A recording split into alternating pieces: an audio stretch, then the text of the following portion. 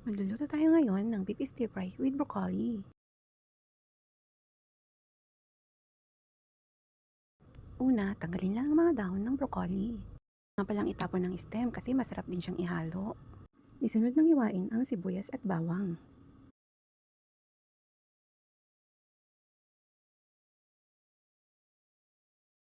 Sa pag-isa, unahin ang bawang at isunod ang sibuyas. Ilalagay na rin natin ang baka. Bali gumamit nga pala ako ng kalahating kilo. Maglalagay na rin ako ng magic sarap. At ng soy sauce. Isunod na rin ang paminta. At onion powder.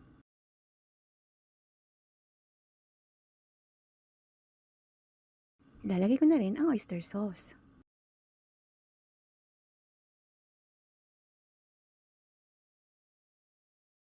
Haluin lang ito at takpan. Hintayin itong lumambot at isunod na rin ang sibuyas.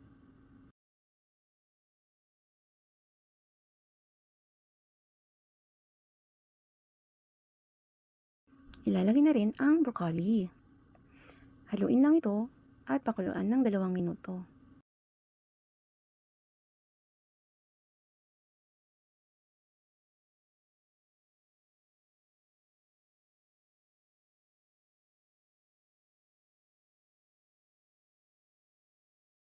Luto ng stir-fry beef with broccoli. Thank you for watching. Until next time.